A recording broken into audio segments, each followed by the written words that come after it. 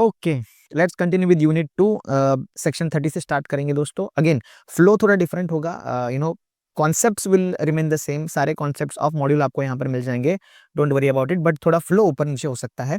So let's study about minor. देखो, minor के बारे में ये सारे राइट्स, लाइबिलिटीज, ये सारी चीजें हमको करनी है, but I will explain it with this particular timeline. ये टाइमलाइन अगर आप समझ में आ गया तो ऊपर अगर आप रीड भी कर लोगे तो भी आपको आइडिया आ जाएगा। ठीक है, आप एक बार रीड कर लेना, but I will explain each and every point from this particular table only. ठीक है, अब late us say for example 1 अक्टूबर 2022 को 2 का डेट हम ले लेते हैं।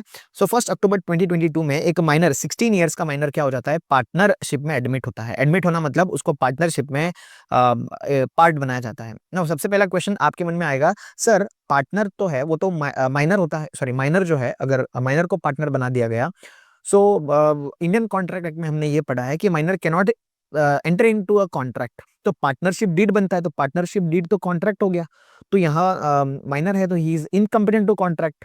सो बात सही है, minor can not be a partner, but इन्होंने कहा he can be admitted to the benefits of the partnership. मतलब वो कोई अपने को बेनिफिट मिले, मतलब माइनर को अगर कोई बेनिफिट मिल रहा है उस चीज के लिए इंडियन कॉन्ट्रैक्ट एक्ट भी अलाउ करता है, यस और नो। तो जैसे LIC लाइफ इंश्योरेंस का हो गया, सॉरी, तो लाइफ इंश्योरेंस में माइनर के बेनिफिट के लिए कोई इंश्योरेंस बनाया गया है, that is allowed in the Indian contract act. वैसे ही अगर माइनर के बेनिफिट्स के लिए है, only for the profits, he can be admitted to the benefits in the partnership as per Indian partnership act. अब माइनर जो है ना दोस्तों, इसकी लाइबिलिटी कैसी होगी? ठीक है, लाइबिलिटी दोस्तों लिमिटेड होगी, जैसे बाकी पार्टनर्स की अनलिमिटेड है, जो मेजर पार्टनर्स है उनकी अनलिमिटेड है, बट माइनर की क्या होगी, लिमिटेड होगी। Limited only up to extent of profit, जितना उनको प्रॉफिट हुआ होगा ना, लेट अस से 1000 रुपीज का प्रॉफिट ईच पार्टनर को मिला है, तो liability only up to extent of 1000 rupees होगा। बट अनलिमिटेड लाइबिलिटी हो सकती है to all the other partners who are majors. ठीक है, ये पार्शियलिटी होगी क्योंकि वो माइनर है। बट समझो 2 साल बीत गए, 2 इयर्स हो गया, 16 इयर्स का ये था, एंड 2 साल अब बीत गए, अब 1 अक्टूबर 2024 है, ये जो डेट है इसको इग्नोर करना फिलहाल। सो 1 अक्टूबर 2024 को उनको एक डिसीजन लेना पड़ेगा जिस दिन वो मेजर बन जाते हैं, क्योंकि 18 इयर्स हो गया ना, 16 + 2 इयर्स, अब वो 18 इयर्स के हो गए। अब उनको 6 मंथ्स में, ये जो रेड लाइन दिख रहा है आपको, ये पीरियड में, ये पीरियड में 6 मंथ्स में, मतलब 1 अक्टूबर जब से वो मेजर बने तब से 1 अप्रैल तक उनको एक डिसीजन लेना पड़ेगा, क्या उनको पार्टनर बनना है या पार्टनर नहीं बनना। अब तक उनकी लाइबिलिटी लिमिटेड थी, वो सिर्फ एडमिटेड टू द बेनिफिट्स थे, उनकी लाइबिलिटी भी काफी लिमिटेड थी। अब उनको एक इंपॉर्टेंट डिसीजन लेना है, क्या उनको पार्टनर बनना है या नहीं बनना। ठीक है, लेट अस से उनको पार्टनर बनना है, तो उस केस में उनकी लाइबिलिटी 1 अप्रैल 2025 से तो अनलिमिटेड होगी ही, no doubt in that. But उनको 6 मंथ्स इसलिए दिया गया है ताकि वो एनालाइज कर सके पार्टनरशिप का books of accounts and so on and multiple other things. तो वो क्या करेंगे, 1 अक्टूबर 2022 से 1 अप्रैल 2025 तक की सारी लाइबिलिटी जो तब एग्जिस्ट करे थे उसके लिए भी वो लाइबल होंगे, अनलिमिटेड लाइबिलिटी होगी। ऐसा क्यों? क्योंकि उन्होंने 6 मंथ्स में ये एनालाइज किया होगा कि पहले की लाइबिलिटी क्या है, एंड ये सारे मुद्दों को कंसिडर करके ही हैव सेड यस। तो उस केस में यहाँ पर लाइबिलिटी अनलिमिटेड होगी from the date he has accepted, मतलब from the date he has accepted that is 1/4/2025, and also of the previous liability from the date he is admitted to the benefits. But let us से partner बनना नहीं है, अगर उन्होंने 1 अप्रैल 2025 को, मतलब with in 6 months उन्होंने एक कह दिया कि मुझे पार्टनर नहीं बनना है, ठीक है ना। सो 1 अक्टूबर से अगर आप 6 मंथ्स ऐड करते हो तो आपको 1 अप्रैल 2025 आएगा। सो 1 अप्रैल 2025 को इन्होंने कहा उनको पार्टनर नहीं बनना, तो उस केस में उनकी लाइबिलिटी लिमिटेड रहेगी अप टू 1 अप्रैल। आप सोच रहे होंगे सर वो मेजर बन गया था यहाँ पर 1 अक्टूबर 2024 में, तो मेजर बन गया, तो ये 6 मंथ्स के दौरान तो लाइबिलिटी अनलिमिटेड होनी चाहिए। ऐसा नहीं है दोस्तों, ये 6 मंथ्स तक मान लिया जाएगा in the eyes of the law कि वो क्या है, माइनर ही है। फॉर दिस पर्पस उनकी लाइबिलिटी 1 अप्रैल 2025 तक क्या होगी, लाइबिलिटी लिमिटेड ही होगी। अगर केस स्टडी क्वेश्चन आता है इसके कॉन्ट्राडिक्टरी, तो आप ये पर्टिकुलर सेक्शन को कोट करके एक्सप्लेनेशन लिख सकते हो। इन दिस केस 1 अप्रैल 2025 तक उनकी लाइबिलिटी लिमिटेड रहेगी। साथ ही साथ याद रखना कि अगर जब वो माइनर थे, अगर उनका शेयर 20% है तो मेजर बनने के बाद भी उनका शेयर 20% रहेगा। ठीक है, बुक्स ऑफ अकाउंट्स के लिए जब वो माइनर थे उसके लिए वो एक्सेस कर सकते हैं, अकाउंट्स के लिए एक्सेस कर सकते हैं, उनका शेयर इन द प्रॉफिट्स के लिए भी वो बाकी पार्टनर्स को सू कर सकते हैं। तो ये सारी चीजें यहाँ पर लिखी गई है, आप सिंपली रीड करके भी आपको समझ में आएगा। Well just quickly underline it, ठीक है। देखो, right to agreed share, copy and inspect कर सकते हैं बुक्स ऑफ अकाउंट्स को, एंड वो सू कर सकते हैं पार्टनर को। उसके बाद ओके, उनको अपना प्रॉफिट का शेयर मिलना चाहिए if it does not elect to become a partner. तो ये एक पॉइंट रह गया मेरे से कि अगर समझो उनको अगर पार्टनर नहीं बनना है तो उनको पब्लिक नोटिस देना पड़ेगा। देखो क्या होता है कि जब आपने डिसाइड कर लिया कि फर्स्ट अप्रैल को 1 अप्रैल 2025 को आपने अग्री कर लिया कि आपको क्या बनना है, पार्टनर बनना है, तो 1 अप्रैल 2025 में आपको एक पब्लिक नोटिस देना पड़ेगा कि आपको पार्टनर बनना है। बट समझो अगर आपने ऐसा नोटिस दे दिया, पब्लिक नोटिस दे दिया कि मुझे पार्टनर नहीं बनना, तो सबको पता चल जाएगा आपको पार्टनर नहीं बनना। बट समझो आप पब्लिक नोटिस देना भूल गए विद इन 6 मंथ्स, तो क्या होगा? तो आप मान लिए जाओगे कि आप पार्टनर बनना चाहते हो, कंटिन्यू रहना चाहते हो, इवन इफ आप पार्टनर हो या नहीं हो उससे फर्क नहीं पड़ता। आपने पब्लिक नोटिस नहीं दिया, you are still liable for any liability arising even after your retirement, ठीक है ना। अगर आप ऑफिस छोड़कर भी चले गए, पार्टनरशिप के ऑफिस को रिटायरमेंट भी आपने ले लिया, रिजाइन भी कर लिया, बट आपने नोटिस नहीं दिया है, सी विल बी लाइबल। तो आपको नोटिस देना जरूरी है, बट अगर नोटिस नहीं दिया तो मान लिए जाएंगे you have accepted to be a partner over that.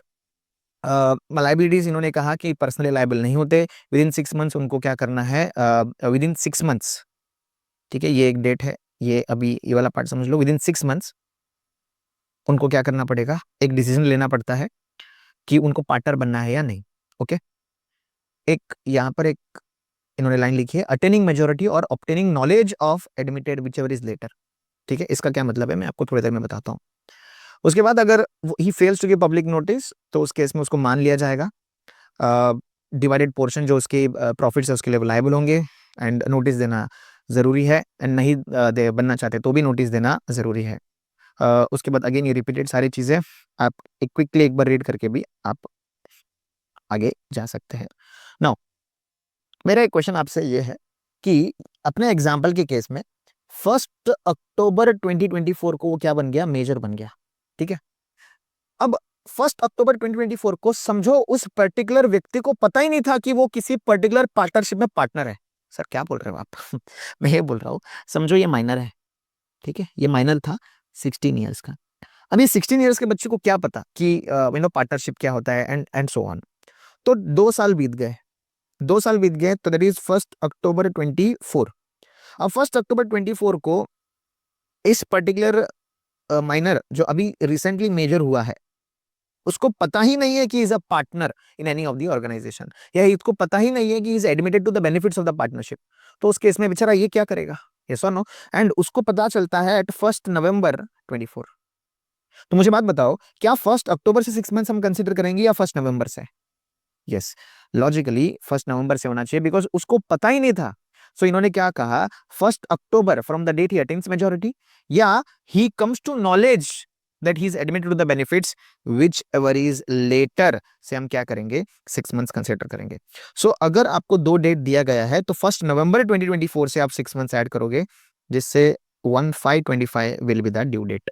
I hope this is understood, ठीक है। तो यहाँ पर लॉजिक है दोस्तों कि अगर जो रिसेंटली टर्न्ड मेजर है उनको आइडिया ही नहीं है is admitted to any benefits, तो उस केस में 6 मंथ्स का लिमिट का कोई मतलब ही नहीं रहेगा। सो विच एवर इज लेटर का उन्होंने डेट दे दिया। तो आई होप इतना पार्ट आपको क्लियरली समझ में आ जाता है। You can just read it and you will understand. Okay, वही सारी चीजें यहाँ पर लिखी हुई है कि विच एवर इज लेटर वाला डेट जो है उस वहां से 6 मंथ्स तक का आपको टाइम दिया गया है। Okay, now introduction of the new partner. Introduction of the new partner मतलब नया पार्टनर अगर इंट्रोड्यूस किया जाता है तो उस केस में सारे पार्टनर्स का कंसेंट लेना जरूरी है। याद रखना, जैसे नया पार्टनर आता है ना दोस्तों, तो name of the firm might change, reconstitution of the firm होता है। यहाँ पर लेट अस से 3 पार्टनर्स है, लेट अस से देयर आर 3 पार्टनर्स, ठीक है, ए बी सी। तो ए ये है, ये बी है, ये सी है, ये ए बी सी एसोसिएट्स हैं, ठीक है। यहाँ पर पी क्यू और आर एसोसिएट्स हैं, तो यहाँ पर पी क्यू आर एसोसिएट्स हो गया, बराबर है। नाउ ये पी क्यू आर एसोसिएट्स के पास एक एग्जिस्टिंग डेट है, एग्जिस्टिंग डेट ऑफ ₹10 लाख। अब पी क्यू आर एसोसिएट्स इसको लाइबिलिटी साइड में लिखेगा दोस्तों, यस और नो? मुझे बात बताओ, पी क्यू आर के लिए ये डेट हो गया, मतलब ये एक तरीके से क्रेडिटर है ना, इसको पैसे देने हैं। समझो ये डेट जो है मिस्टर जेड को देना है। अब मिस्टर जेड के बुक्स में ये PQR क्या दिखेगा? As a debtor. Are you getting it? समझ में आ रहा है ना? डेटर मतलब यहां से पैसा आना बाकी है, और PQR के बुक्स में मिस्टर जेड क्या दिखेगा? As a creditor. That is very basic. तो PQR के लाइबिलिटी साइड में आएगा मिस्टर जेड का नाम, क्योंकि उनको देना है, एंड मिस्टर जेड के बुक्स में ये आएगा कि PQR एसोसिएट से पैसा लेना है, hence he is a debtor. एक तरीके से आप डेटर क्रेडिटर का नाम यूज कर सकते हो। अब वो ये जो PQR एसोसिएट्स है वो चाहते हैं कि ए जो है यहां पर आ जाए, तो उस केस में P, Q और R तीनों का कंसेंट लगेगा कि हमको ए एज अ न्यू पार्टनर चाहिए या नहीं चाहिए। अब ए एज अ न्यू पार्टनर आएगा ना, तो उस केस में ए जो है, अगर वो अ, चाहे तो ये जो नया डेट है उसके लिए भी वो बोल सकता है, yes I will be liable for the, sorry I will be liable for the old debt. क्योंकि देखो, जैसे ही partner is admitted into new partnership, जिस दिन से वो एडमिट होता है उस दिन से will be liable, that for sure. 1 अक्टूबर को अगर वो एडमिट होता है इन एनी न्यू पार्टनर, सो यहाँ पर PQRA हो जाएगा, बराबर है, PQRA एसोसिएट्स। तो जिस दिन में उन्होंने ज्वाइन किया, दैट इज 1 अक्टूबर, उस दिन से उनकी लायबिलिटी अनलिमिटेड रहेगी। But for the previous date he will not be liable. बट अगर वो कहता है कि मुझे लायबल होना है फॉर द प्रीवियस डेट, तो उस केस में ही विल बी लायबल, बराबर है। अब ये डेटर क्रेडिटर बताने का रीजन ये था, यहां पर जो आपकी बुक में लैंग्वेज है, it says in that way कि PQRA एसोसिएट्स अगर ए को एडमिट करता है, तो ए चाहे तो ओल्ड लाइबिलिटी के लिए भी एक्सेप्टेंस दे सकता है, बराबर है। एंड साथ ही साथ ये जो डेटर है उसके लिए भी अग्री करना चाहिए। तो अगर डेटर ने हाँ बोल दिया, ए ने हाँ बोल दिया, तो उस केस में प्रीवियस डेट के लिए वो लायबल रहेगा। कौन लायबल होगा? ए, न्यू पार्टनर। बट अगर जेड ने मना कर दिया कि नहीं, मुझे ए के ऊपर लाइबिलिटी नहीं अप्लाई करनी है, तो उस केस में लायबल नहीं रहेगा। दोनों का कंसेंट होना जरूरी है, ए का भी कंसेंट होना जरूरी है एंड जेड का भी कंसेंट होना जरूरी है। अगर समझो जेड ने कंसेंट दे दिया, ए ने भी कंसेंट दे दिया, अब A will be liable for this 10 lakh rupees debt, yes और नो? क्या जेड ऐसे कर सकता है कि सिर्फ ए के ऊपर केस कर सकता है? क्या सिर्फ और सिर्फ ए के ऊपर केस कर सकता है जेड? नहीं, ए को टारगेट नहीं कर सकता। Mister Z PQRA associates as a whole को ऊपर केस फाइल कर सकता है, बट वो सिर्फ ए को टारगेट नहीं कर सकता। तो यहाँ पर वही बताया गया है, यू कैन सिंपली रीड। कोई भी न्यू पार्टनर इंट्रोड्यूस नहीं किया जाएगा अनलेस सारे पार्टनर्स का कंसेंट लिया गया हो। याद रखना कि लाइबिलिटी कमेंस होगी जैसे वो एडमिट हो जाएगा। New firm including new partner agree करने चाहिए for existing debts of the old firm के ओल्ड लाइबिलिटी के लिए न्यू पार्टनर राजी हो सकता है। और क्रेडिटर, मतलब क्रेडिटर कौन हो गया यहाँ पर? यस, या ये वाला जो क्रेडिटर कौन हो गया? मिस्टर जेड अग्री करना चाहिए for the new firm as the debtor. Creditor का कंसेंट भी यहाँ पर नेसेसरी है दोस्तों, बट क्रेडिटर का कंसेंट मतलब मिस्टर जेड का कंसेंट। एन अग्रीमेंट, अब ये सुनना, एन अग्रीमेंट जहां पर partner and incoming partner existing debts के लिए वो लायबल रहेगा। Incoming partner will be liable for existing debts, will not by fact give creditor any right against him. मतलब वो इंडिविजुअली उसके ऊपर केस फाइल नहीं कर सकता जेड, वो एज अ होल PQRA पे केस फाइल कर सकता है। आई होप इतना आपको क्लियरली समझ में आता है ना। यहाँ से उसके बाद सारी चीजें again again same same repeated repeated है। रिटायरमेंट ऑफ अ पार्टनर, याद रखना, क्या पार्टनर रिटायर हो सकता है? यस, सारे पार्टनर्स का कंसेंट लेना पड़ेगा। जैसे आपने एडमिशन में सारे पार्टनर्स का कंसेंट ले लिया, वैसे रिटायरमेंट में भी आपका सारे पार्टनर्स का कंसेंट लगेगा। Express agreement between the partner से भी, मतलब अगर एग्रीमेंट है कि इस पर्टिकुलर टाइम पे आप रिटायर हो जाओगे, कॉन्ट्रैक्ट में पार्टनरशिप डीड में लिखा हुआ है, तो उस केस में आप रिटायर हो जाओगे। बट अगर पार्टनरशिप एट विल है, तो एक पब्लिक नोटिस अगर आप दे देते हो, तो फिर भी आपका रिटायरमेंट हो जाएगा। ये पार्टनर, याद रखना, एक बार अगर पार्टनर रिटायर हो जाता है, लेटर से 1 अक्टूबर 2022 को कोई पर्टिकुलर पार्टनर रिटायर हो जाता है, ठीक है, एक पार्टनर 2022, ये वाला पर्टिकुलर डेट। ओके, नाउ क्या इस पर्टिकुलर पीरियड में, मतलब 1 अक्टूबर 2022 के बाद अगर फॉर्म में कोई लाइबिलिटी अराइज होती है, will that retired partner be liable for those liability? No दोस्तों, वो लाइबल नहीं होगा। बट अगर 1 अक्टूबर 2022 के पहले कोई लाइबिलिटी अराइज हुई थी, क्या उस लाइबिलिटी के लिए retiring partner will be liable? Yes दोस्तों, ही विल बी लाइबल। मतलब बोलने का अर्थ ये है कि इवन इफ वो फर्म से बाहर चला गया, ठीक है, ये पार्टनर है, 1 अक्टूबर 2022 को रिटायर हो गया, तो रिटायरमेंट के बाद वो किसी भी चीज के लिए लायबल नहीं रहेगा। ये बात तो सही है। बट ये पीरियड जब वो पार्टनर था इन अ पार्टनरशिप फर्म, ये पीरियड में उसकी लायबिलिटी अराइज करेगी इवन आफ्टर रिटायरमेंट। अगर उसने पब्लिक नोटिस दे भी दिया तो भी, बट अगर वो चाहता है कि वो शांति से रहे, तो उस केस में वो बाकी पार्टनर्स के साथ कॉन्ट्रैक्ट एंटर कर सकता है और बोल सकता है देखो भाई मुझे रिटायर होना है, अगर पुरानी कोई लायबिलिटी अराइज होगी ना तो प्लीज आप लोग आपस में देख लेना, ठीक है, मुझे प्लीज इन्वॉल्व होने मत देना। तो उस केस में अग्रीमेंट ऐसा कर लिया तो this retiring partner will not be liable. But समझो 1 अक्टूबर 2022 को रिटायर हो गया बट उसने पब्लिक नोटिस नहीं दिया, तो उस केस में भी उसकी liability even after retirement continue रहेगी क्योंकि उसने पब्लिक नोटिस नहीं दिया। तो टू समराइज, कोई भी पार्टनर रिटायर होने के टाइम पे या एक्सपल या बाहर जाने के टाइम पे दोस्तों उसको क्या करना पड़ेगा, नोटिस देना पड़ेगा, पब्लिक नोटिस देना पड़ेगा।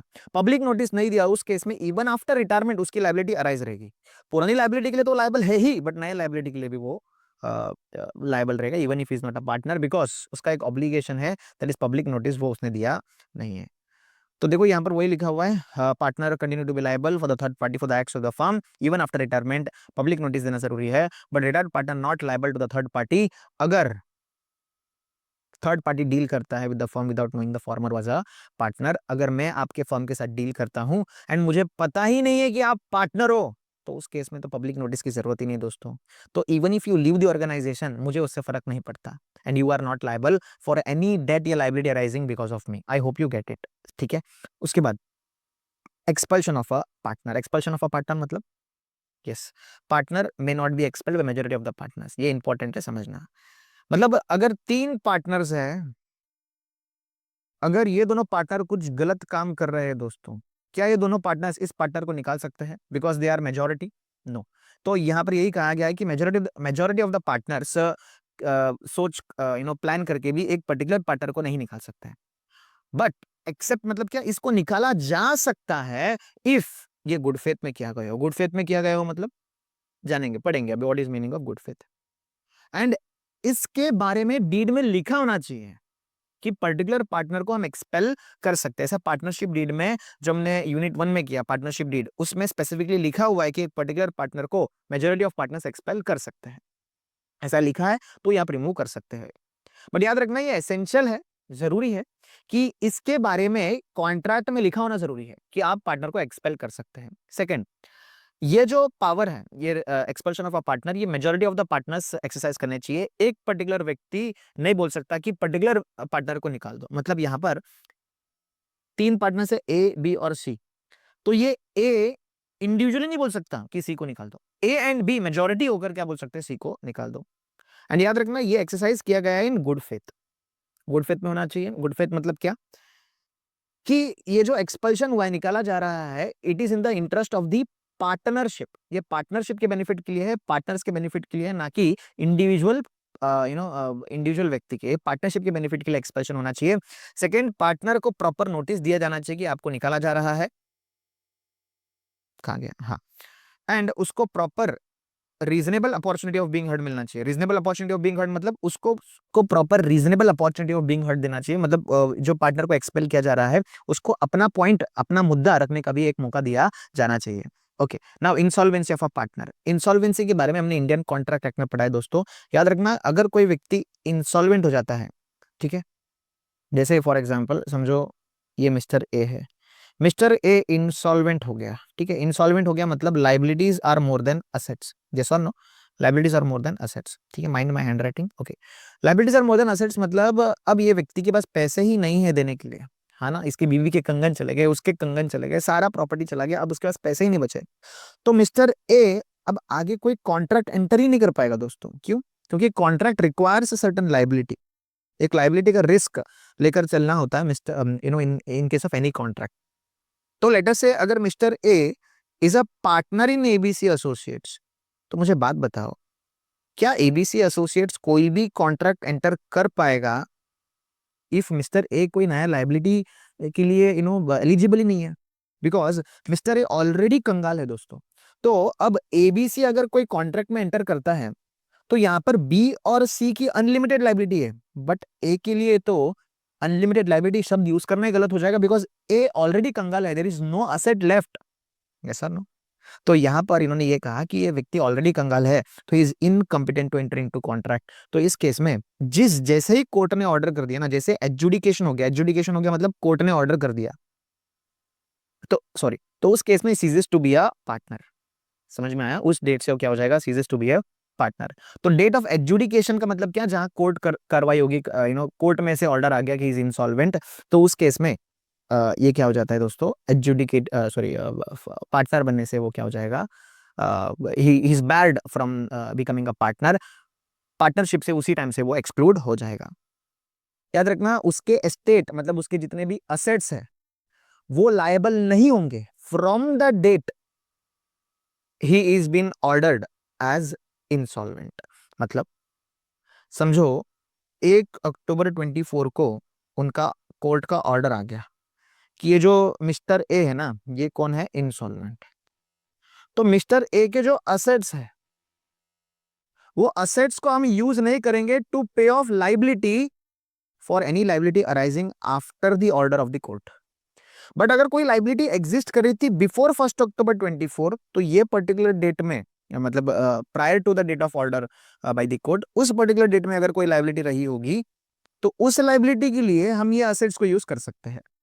तो वही यहाँ पर लिखा हुआ है कि his estates will not be liable and so on. साथ ही साथ समझो अगर 1 अक्टूबर 2024 के बाद अगर मिस्टर ए ने कुछ भी किया तो उस एक्ट के लिए partnership will not be liable. साथ ही साथ अगर 1 अक्टूबर 2024 के बाद अगर एबीसी एसोसिएट्स, अब एबीसी एसोसिएट्स नहीं बचा, सिर्फ बीसी एसोसिएट्स बचा, तो बीसी एसोसिएट्स ने अगर कुछ काम किया तो उसके लिए mister A will not be liable. I hope you get it. मतलब बीसी एसोसिएट्स ने कुछ काम किया तो ए के ऊपर लाइबिलिटी नहीं आएगी, एंड ए ने कुछ काम कर दिया तो BC associates will not be liable after the date of order by the court. तो यहाँ पर इन्होंने यही एक्सप्लेन किया है। देखो समझ में आ रहा है, यहाँ पर ये वही सारे यहाँ पर चीजें बताई गई है। एंड एक लास्ट पॉइंट उन्होंने ये बताया है कि अगर समझो कोर्ट का ऑर्डर आ जाता है एंड अगर पार्टनरशिप में दो ही पार्टनर्स है, एक और दो, एंड ये हो गया इंसॉल्वेंट, तो बचा कौन दोस्तों, एक ही पार्टनर। तो उस केस में it is not partnership, it is sole proprietorship. तो पार्टनरशिप क्या हो गया, डिसॉल्व। बट समझो तीन पार्टनर्स थे, ठीक है, अब डिसॉल्व कौन हो गया, सॉरी इंसॉल्वेंट कौन हो गया, ये व्यक्ति मिस्टर ए, ये जो है मिस्टर ए है, एंड मिस्टर ए क्या हो गया, इंसॉल्वेंट हो गया, तो ये तो चला गया। अब ये दोनों चाहे, बी और सी चाहे तो वो फर्म को कंटिन्यू कर सकते हैं, ठीक है। वही चीज यहां पर बताया गया है कि डिसोल्यूशन ऑफ द फर्म अगर हो जाता है तो जनरली क्या हो जाता है, डिसॉल्व। बट इनवेरिएबली पार्टनर में अग्री इवन आफ्टर एडजुडिकेशन या insolvency may not lead to dissolution of the firm, ठीक है। तो यहाँ पर वही स्टेटमेंट इन्होंने कहा कि may not invariably lead to dissolution of the firm. The remaining partners क्या कर सकते, they if they want to continue then they can continue with the remaining partners, that is B and C के साथ वो चाहे तो continue कर सकते हैं। I hope this is understood, yes और नो। फिर आता death of the partner. Death of the partner के केस में भी अगेन सेम, ये ऊपर वाला केस, ये इंसॉल्वेंसी वाला ही केस है एक तरीके से। डेथ के केस में क्या हो जाएगा, जैसे दोस्तों उनका डेथ हो जाता है, डेथ के बाद डेथ के बाद उसके assets can not be used for the new liability which the will firm will for firm interest into any new contract और समथिंग लाइक दैट। मैं ड्रॉ करके एक्सप्लेन कर देता हूँ। समझो मिस्टर ए जो है ये 1 अक्टूबर 2024 का डेथ हो जाता है दोस्तों। तो अगेन थोड़ा फास्ट में जाऊंगा। ये पर्टिकुलर पीरियड के लिए जब वो पार्ट ऑफ एबीसी एसोसिएट्स थे, एंड इस पर्टिकुलर टाइम पे अगर कोई लाइबिलिटी अराइज हुई होगी तो ये लाइबिलिटी के लिए हम डेथ में के टाइम पे जो एस्टेट्स रहा होगा, एस्टेट्स मतलब जो असेट्स रहे होंगे, this assets can be used to pay off this particular period liability. But एक बार उनका डेथ हो गया, डेथ के बाद अगर कोई लाइबिलिटी अराइज हो रही है तो उस केस में this assets can not be used.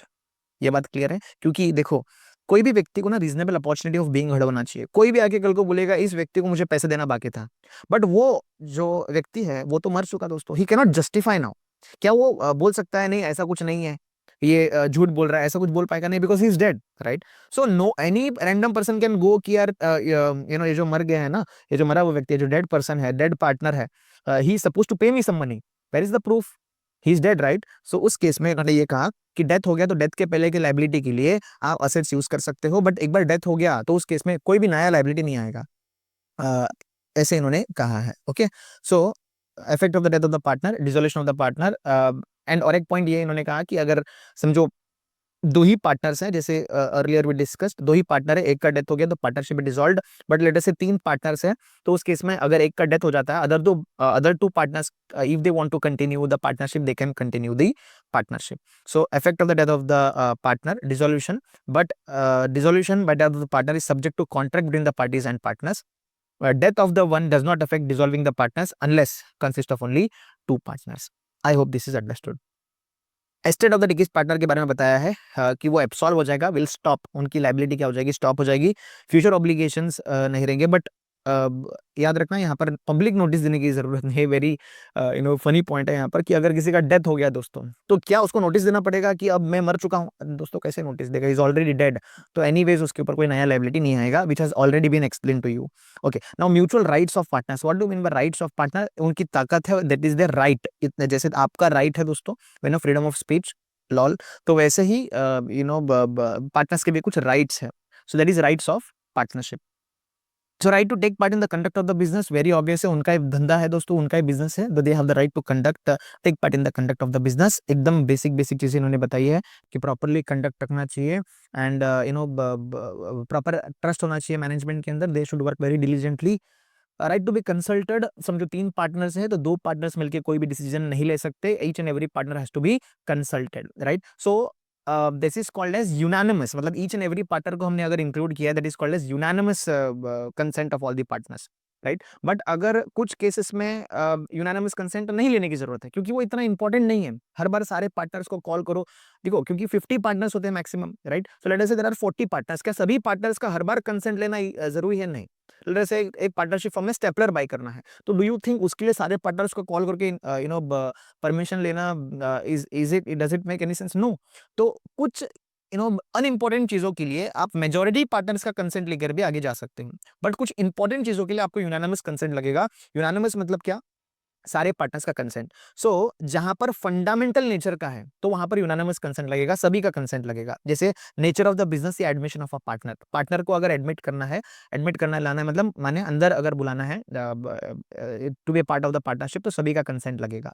Nature of the business को चेंज करना है या कुछ उसके ऊपर चेंजेस है, तो नेचर ऑफ द बिजनेस मतलब let us say we are in coaching industry, हम पढ़ा रहे हैं, अचानक से हमको पानी पूरी बेचना है दोस्तों, सेल करना है, तो उस केस में the nature of business has changed, so that has to be consulted with each and every partner. But बाकी सब ऑर्डिनरी अगर मैटर है, तो उस केस में आप मेजॉरिटी ओपिनियन लेकर भी चल सकते हो, ठीक है.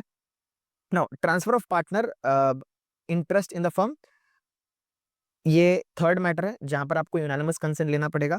Admission of a minor to the benefits of the partnership, ये ऑलरेडी डिस्कस्ड है दोस्तों कि अगर अपना इंटरेस्ट किसी और को ट्रांसफर करना है, लेट अस से तीन पार्टनर्स हैं, ठीक है, 1/3, 1/3 और 1/3. अगर ए, बी और सी को क्या करना है? अपना ट्रांसफर करना है इंटरेस्ट, ठीक है, जेड को. सी को क्या करना है? अपना जो 1/3 पोर्शन है इन एबीसी एसोसिएट्स, वो ट्रांसफर करना है जेड को. तो सी को क्या करना पड़ेगा? ए एंड बी को भी बी का कंसेंट लेना पड़ेगा. सी का तो कंसेंट पहले से होगा ही because he wants to transfer, but A and B का भी कंसेंट लेना पड़ेगा, that is called as unanimous consent. अगर माइनर को एडमिट करना है टू द बेनिफिट्स, तो भी यूनानिमस कंसेंट लगेगा. तो टोटल 4 चीजें हैं जहां पर यूनानिमस कंसेंट लगता है. अगेन दो जगह पे एडमिशन है, देखो, admission and second transfer, and again third nature of the business. ये चारों में यूनानिमस, बाकी सब में आप मेजॉरिटी परमिशन लेकर भी you can do the relevant work. Obviously बात है, right to access books of accounts, every partner even though is a minor who is admitted to the benefits, उसके पास एक्सेस होता है कि वो कॉपी ले ले दोस्तों. Right to share the profits, what does this mean? Right to share profits, each and every partner की पार्टनरशिप एग्रीमेंट में दोस्तों एक केस लॉ भी हमने देखा था जहां पर लिखा है कि पार्टनरशिप अग्रीमेंट में प्रॉफिट शेयरिंग रेशियो का होना जरूरी है. So every partner is right to share equally profit and losses. Capital ratio से कोई लेना देना नहीं है. अगर समझो एक पार्टनर ने ज्यादा कैपिटल दिया, दूसरे पार्टनर ने अगर थोड़ा कम कैपिटल दिया है, उससे प्रॉफिट शेयरिंग का कोई लेना देना नहीं है. तो profit sharing and capital sharing ratio does not have any linkage at all. तो इन्होंने कहा कि there is irrespective of the capital ratio, but profit sharing के बारे में कॉन्ट्रैक्ट में लिखा होना जरूरी है. बट कुछ नहीं लिखा है तो उस केस में क्या मान लेंगे? यस, इक्वली मान लेंगे. Okay, right to interest on capital, याद रखना इंटरेस्ट ऑन कैपिटल देना अनिवार्य है क्या? अनिवार्य है. अगर ये डीड में, अनिवार्य मतलब क्या, ये कंपलसरी है? Yes, it is compulsory. अगर पार्टनरशिप डीड में उसके बारे में मेंशन किया गया है तो इट इज अनिवार्य, इट इज मैंडेटरी. साथ ही साथ वो मैंडेटरी तब होता, समझो पार्टनरशिप डीड में नहीं लिखा है, बट पिछले 10 सालों से इंटरेस्ट दिया ही जा रहा है। So it is practice of partnership, मतलब बहुत पिछले 10 सालों से दिया जा रहा है, तो उस केस में आपको इंटरेस्ट ऑन कैपिटल देना पड़ेगा। मतलब it is a right of the partners to get interest on capital. Custom है, मतलब जैसे Diwali bonus, it is a ritual in the partnership to give interest on capital. In that case भी आपको pay करना पड़ सकता है। And statutory by law it is been said कि आपको इंटरेस्ट ऑन कैपिटल देना पड़ेगा, तो उस केस में इंटरेस्ट ऑन कैपिटल देना पड़ेगा। ओके, बट साथ लास्ट में एक पॉइंट ये भी लिखा है कि अगर प्रॉफिट होता है तो ही इंटरेस्ट ऑन कैपिटल मिलेगा। नाउ इंटरेस्ट ऑन एडवांस याद रखना, अगर over and above capital, over and above capital, capital सभी पार्टनर्स ने 2 से 3 लाख रुपए समझो अगर कैपिटल दिया है, उसके ओवर एंड अबाउ अगर कोई पार्टनर ने सॉरी लोन अगर दिया हुआ है दोस्तों, तो उस केस में उस लोन पे 6% इंटरेस्ट तक का इंटरेस्ट पार्टनर्स को मिलना चाहिए, because again it is over and above capital, तो पार्टनरशिप फर्म को पार्टनर को देना पड़ेगा। Now right of indemnity, indemnity मतलब कंपेंसेशन फॉर द लॉस। तो अगर कोई पार्टनर ने in the ordinary course of business out of pocket expense किया है, क्योंकि partnership and partners are two different persons, तो अगर उन्होंने आउट ऑफ पॉकेट एक्सपेंस किया है for the benefit of the partnership firm, तो उनको उसका रिइंबर्समेंट होना चाहिए। तो देखो वही कहा है, in the proper conduct of business अगर आउट ऑफ पॉकेट एक्सपेंस हुआ है। साथ ही साथ अगर कोई इमरजेंसी एक्ट, मतलब पार्टनरशिप फर्म में समझो अगर फायर लग गया था दोस्तों, तो so to reduce the losses due to fire they the partner incurred certain expenses out of his pocket. अगर वो इनकर नहीं करते तो उस केस में पूरा डिस्ट्रॉय हो जाता है, लॉसेस ज्यादा हो जाता, तो उस केस में that out of pocket expense incurred to minimise the loss out of fire should also be reimbursed, should also be indemnified. So ऐसा इमरजेंसी एक्टिविटी में टू प्रोटेक्ट द फर्म अगर कोई एक्सपेंडिचर इनकर किया है, तो उस केस में भी इंडेमनीफाई करना पड़ेगा फर्म को।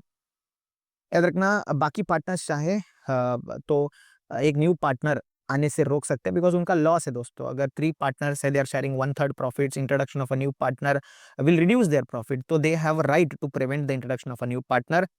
क्या वो रिटायर हो सकते हैं? Yes, it is their right to retire from the firm, but उनको उससे सारे पार्टनर्स का कंसेंट लेना पड़ेगा। अगर उनके बीच में अग्रीमेंट है तो again they can retire. And याद रखना by giving notice to all the partners कि उनका इंटेंशन है टू रिटायर। क्या एक्सपेल किया जा सकता है? अभी जस्ट हमने कहा कि उनका राइट है, एवरी पार्टनर को reasonable opportunity of being heard दिया जाएगा, hence it is a right not to be expelled. Competing business में एंटर कर सकते हैं after retirement, yes, every outgoing partner under certain restriction, certain conditions competing business में enter कर सकते हैं। लेट अस से हमारा पार्टनरशिप एसोसिएट्स है, मेरा एंड मेरे पार्टनर का। अभी I am in this association teaching let us say law, can I enter into partnership with any other organization teach in same particular academic field? Yes I can with certain restrictions, ठीक है। जैसे restriction आगे हम पढ़ेंगे थोड़े time में, but एक common example अगर मैं आपको बता दूं, तो मैं हमारे एग्जिस्टिंग स्टूडेंट्स को कांटेक्ट नहीं कर सकता कि आप वहां आ जाओ, ठीक है। मैं because I was part of this organisation, just because I left and joined over different organisation, मैं यहाँ के स्टूडेंट्स को डिफरेंट ऑर्गेनाइजेशन में नहीं बुला सकता। Okay, right to dissolve the firm, partnership at will के केस में कोई भी पार्टनर चाहे तो इन्होंने नोटिस देकर डिसॉल्व कर सकता है। Right to legal right of legal representative, याद रखना legal heir representative, let us say मेरा बच्चा है दोस्तों, I am a part of the partnership, ठीक है। मेरा डेथ हो गया तो मेरा बच्चा चाहे तो क्या कर सकता है, देखो एक्सेस ले सकता है of the books of accounts after my death. मेरा बच्चा बुक्स ऑफ अकाउंट्स को एक्सेस करके मेरे हक का जो प्रॉफिट है वो मांग सकता है। नो, जैसे राइट्स हमने पढ़ा, वैसे duties of the partners. What do mean bye duties? जिम्मेदारी, रिस्पॉन्सिबिलिटी ऑफ द पार्टनर्स।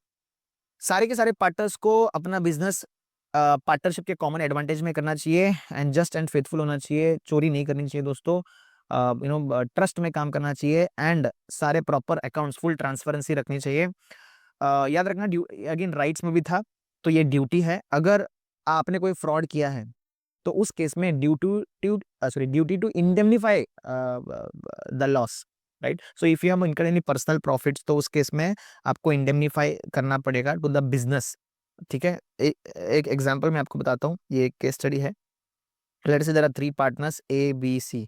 ए के पास अथॉरिटी दी गई है कि टू परचेज रॉ मटेरियल, तो एबीसी एसोसिएट्स क्या करता है, रॉ मटेरियल बाय करता है फ्रॉम ए इटसेल्फ। क्या पार्टनर से रॉ मटेरियल बाय करना गुनाह है दोस्तों? नहीं। गुनाह ये है कि ए क्या करता है, market rate of any raw material, जो same raw material A sale कर रहा है, market price is 10 rupees, but A sale कर रहा है 20 रुपीज, तो एबीसी का तो एक्सपेंडिचर 20 रुपीज हो गया ना, 10 रुपए से ज्यादा हो गया। तो ए इज डूइंग व्हाट, फ्रॉड दोस्तों। तो उस केस में जो पर्सनल प्रॉफिट हुआ है and loss to the firm, उसको क्या करना पड़ेगा, मिस्टर ए को इंडेमनीफाई करना पड़ेगा। Duty to attend diligently to his duties, जो भी उसको ड्यूटीज बताया गया है उसको डिलीजेंटली करना चाहिए, फ्रॉड नहीं करना चाहिए। Duty to work without remuneration, क्योंकि you know unless and until partnership deed में लिखा हो कि आपको रेम्यूनरेशन मिलेगा, आपको प्रॉफिट के लिए ही काम करना है to the best interest of the organization. So याद रखना कि एग्रीमेंट अगर प्रोवाइड करता है तो उस केस में आपको रेम्यूनरेशन मिलेगा, या बिजनेस का कस्टम है, बिजनेस का प्रैक्टिस है, तो ही आपको क्या मिलेगा, रेम्यूनरेशन मिलेगा, अदरवाइज नहीं मिलेगा। Duty to contribute to the losses, अगर प्रॉफिट्स हुआ है तो यू इक्वली शेयर, लॉसेस हुआ है तो उस केस में पार्टनर्स को इक्वली क्या करना पड़ेगा, उसमें हिस्सेदारी देना पड़ेगा दोस्तों। ड्यूटी टू इंडेमनीफाई और विलफुल निग्लेक्ट, अगेन जैसे फ्रॉड का केस था वैसे ही विलफुल निग्लेक्ट अगर करते हैं एंड फर्म को लॉस हो जाता है तो उस केस में आपको क्या करना पड़ेगा, फर्म को कंपेंसेशन फॉर द लॉस करना देना पड़ेगा, दैट इज इंडेमनीफाइंग। ओके, अगर कोई फर्म का प्रॉपर्टी है, लेट अस से इस पर्टिकुलर फर्म में, I am in a firm let us say, and firm में एसी है, can I take that AC to my place and say कि आज से मेरा घर का एसी है, no. So duty to use firm's property exclusively for the firm, में मेरे पर्सनल पर्पस के लिए यूज नहीं कर सकता। याद रखना, अगर कोई पर्सनल प्रॉफिट डिराइव होता है तो उस केस में मुझे अकाउंट करना पड़ेगा एंड पार्टनरशिप फर्म में उसको बताना पड़ेगा एंड बाकी सारे पार्टनर्स में वो बांटना पड़ेगा दोस्तों। So if partner derives any profit for himself, तो कोई भी ट्रांजैक्शन ऑफ द फर्म और यूज ऑफ प्रॉपर्टी, तो उस केस में अकाउंट करना पड़ेगा एंड वो फर्म को रिटर्न देना पड़ेगा अगर उसको कोई पर्सनल प्रॉफिट होता है। तो जैसे ये वाला एग्जांपल के केस में उसको फर्म की वजह से क्या हो गया, 10 रुपीज का पर्सनल प्रॉफिट हुआ है। Okay, duty not to compete with the business of the firm, obvious सी बात है, आप पार्टनरशिप में रहकर ही दूसरे कंपीटिंग पार्टनरशिप फर्म का पार्ट नहीं बन सकते।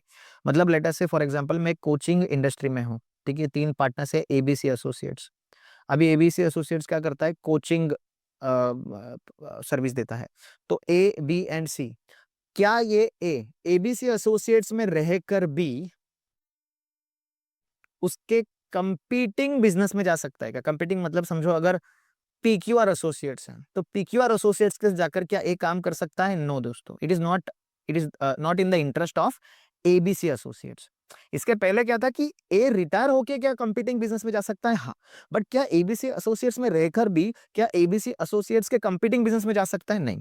तो यहाँ पर इन्होंने यही कहा, duty not to compete with the business of the firm, no partner to carry on business with the competing firm without consent of other partners. अगर अगर अदर पार्टनर्स ने हाँ बोल दिया तो आप कर सकते हो, जो चाहे वो कर सकते हो। अगर वो करता है विदाउट कंसेंट तो कोई भी प्रॉफिट हो गया तो उस केस में अकाउंट करना पड़ेगा एंड बाकी पार्टनर्स को उसकी नुकसान का इंडेमनिफिकेशन करना पड़ेगा।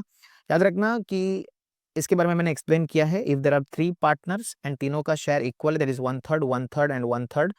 अगर ये पर्टिकुलर व्यक्ति अपना 1/3 पोर्शन ट्रांसफर करना चाहता है तो without consent of A B वो ट्रांसफर नहीं कर सकता, राइट। सो मिस्टर सी को क्या करना पड़ेगा, ए एंड बी का मतलब यूनानिमस कंसेंट लेना पड़ेगा, ओनली वो ट्रांसफर कर सकता है इस शेयर, ठीक है, वो यहाँ पर एक्सप्लेन किया गया है।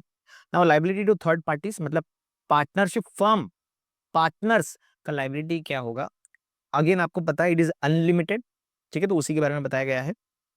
ओके, तो contractual liability, again section 25, section 26 and section 27, तीनों केस में अलग अलग पर्सन का एक्ट है एंड अलग अलग पर्सन पे लायबिलिटी है। यहाँ पर ये बताया गया है कि contractual liability of partner for the acts of the firm, मतलब फर्म कुछ एक्ट करता है जिसकी वजह से लायबिलिटी किस पे आ जाती है, पार्टनर्स पे। सो याद रखना, हर एक पार्टनर जॉइंटली लायबल होगा अगर फर्म कुछ एक्ट करता है उसके स्कोप के अंदर। स्कोप के अंदर मतलब फर्म के स्कोप में ही नहीं है, मतलब फर्म के पास इतनी पावर्स ही नहीं है कि वो किसी यूएस में रहने वाले व्यक्ति के साथ कॉन्ट्रैक्ट कर सके, बट फर्म ने ऐसा कोई कॉन्ट्रैक्ट एंटर कर लिया जो यूएस में रहता है तो उस केस में partners are not liable. Firm के स्कोप में रहना चाहिए तो ये पार्टनर्स विल बी लायबल, ठीक है। अब आप बोलोगे सर फर्म और पार्टनर्स में क्या फर्क है? फर्क है दोस्तों, firm and partners are principal and agent of each other, बराबर है। तो फर्म ने अगर ऐसा कुछ एक्ट कर दिया, लेट अस से एक एम्प्लॉय ने फर्म के बिहाफ पे एक्ट कर दिया, ठीक है, तो it will be considered as the firm has acted, then the partners will be liable. समझ में आ रहा है तुमको? सो अगर कोई एक्ट फर्म करता है तो उस केस में every partner will be liable. याद रखना, ये मैंने कहा कि acts done within the scope of authority are considered to be acts of the firm, उसके स्कोप में होना चाहिए, उनके पार्टनरशिप के पावर्स में होना चाहिए ये चीज।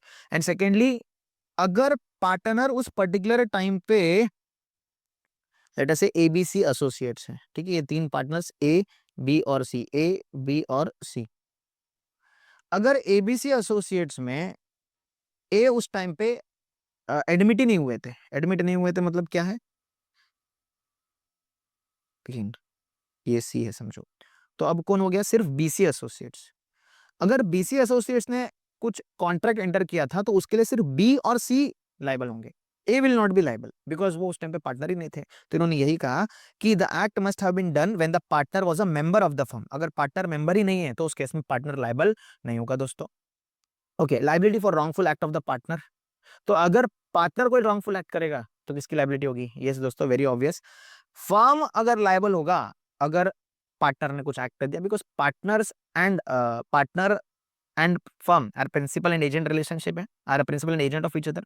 पार्टनर्स एंड पार्टनर्स के पास भी क्या है, प्रिंसिपल एंड एजेंट रिलेशनशिप है, यस और नो। सो लॉस और इंजरी अगर हुआ है in the ordinary course of business तो उस केस में क्या हो जाएगा, partnership firm will be liable. अगर पार्टनर अगर पर्सनल कैपेसिटी में कोई काम करता है तो फर्म इज नॉट लायबल दोस्तों। बट अगर प्रोफेशनल कैपेसिटी मतलब बिजनेस के पर्पस में करता है, ऑर्डिनरी कोर्स ऑफ बिजनेस में, तो इस केस में फर्म विल बी लायबल। अब देखो, liability for misappropriation by a partner. Misappropriation by a partner के केस में क्या हो रहा है, ध्यान से देखो। अगर कोई पार्टनर, ठीक है, जो अथॉरिटी में है एंड उसको क्या मिलता है, पैसा मिलता है या कोई प्रॉपर्टी मिलती है जो थर्ड पर्सन की है, बट वो क्या करता है, मिस अप्लाई करता है, ठीक है, या फिर फर्म को पैसा मिलता है या प्रॉपर्टी मिलता है थर्ड पर्सन का एंड वो same miss applied by a partner, जो कि कस्टडी ऑफ द फर्म में था। कस्टडी ऑफ द फर्म मतलब उसको एक तरीके से संभाल कर रखना था, संभालना था। प्रॉपर्टी का ओनरशिप किसके पास है, यस, थर्ड पार्टी के पास। कस्टडी किसके पास था दोस्तों, संभालना किसका था, फर्म को, बट मिसअप्लाई किसने किया, यस, पार्टनर्स ने। पहले केस में क्या था कि पार्टनरशिप ने मिसअप्लाई किया, सेकंड केस में क्या है कि पार्टनर्स ने मिसअप्लाई किया। तो उस केस में liable to make good the loss, कौन liable, firm will be liable to make good the loss, क्योंकि पार्टनर्स रिप्रेजेंट पार्टनरशिप फर्म। समझ में आया। तो अगर पार्टनर्स को मिला एंड पार्टनर फर्म ने मिसप्लेस किया एंड फर्म को मिला एंड पार्टनर्स ने मिसप्लेस किया, दोनों केस में अगेन पार्टनर से मिसप्लेस करेंगे, but it is just the name of the firm. तो केस में कौन हो जाएगा, फर्म विल बी लायबल। समझ में आ रहा है। तो 20 अगर 5 आप देखोगे तो एक्ट्स ऑफ द फर्म था, लाइबिलिटी ऑफ द पार्टनर था। सेकंड केस में एक्ट ऑफ द पार्टनर था, लाइबिलिटी ऑफ द फर्म था। यहां पर भी एक्ट ऑफ द पार्टनर है, लाइबिलिटी ऑन द फर्म है। ओके जी। अब आता है इंप्लाइड अथॉरिटी। पहली बात, what do you mean by authority. Authority मतलब power of the partner. Partners के पास जो पावर होगा that is called as authority, बराबर है। तो एक होता है एक्सप्रेस अथॉरिटी और एक होता है इंप्लाइड अथॉरिटी। एक्सप्रेस मतलब जो पार्टनरशिप डीड में स्पेसिफिकली लिखा हुआ है कि ये पर्टिकुलर पार्टनर का ये पावर है, that is called as express authority. But अगर कोई पार्टनरशिप में कुछ लिखा ही नहीं है बट स्टिल वो पार्टनर कर सकता है एंड पार्टनरशिप फर्म उसके लिए आंसरेबल होगा, that is called as implied authority. मतलब एक्सप्रेसली अगर पार्टनरशिप डीड में लिखा है कि पार्टनर लोन ले सकता है दोस्तों, ठीक है, तो कोई भी पार्टनर, समझो 3 पार्टनर से, उसमें से एक पार्टनर जाके बैंक में से लोन ले लेता है दोस्तों, है ना, एबीसी एसोसिएट्स में से। अब ए जाकर एबीसी एसोसिएट्स के बिहाफ पे लोन ले सकता है क्या, yes, because expressly partnership deed में लिखा है। समझ में आ रहा है तुमको। बट अगर समझो एक्सप्रेसली यहां लिखा हुआ है कि ये लोन नहीं ले सकता, तो ए लोन नहीं ले सकता अनलेस बी और सी का कंसेंट ना हो। इंप्लायर का मतलब क्या होता है कि ऐसा मान लिया गया है कि उसकी अथॉरिटी है।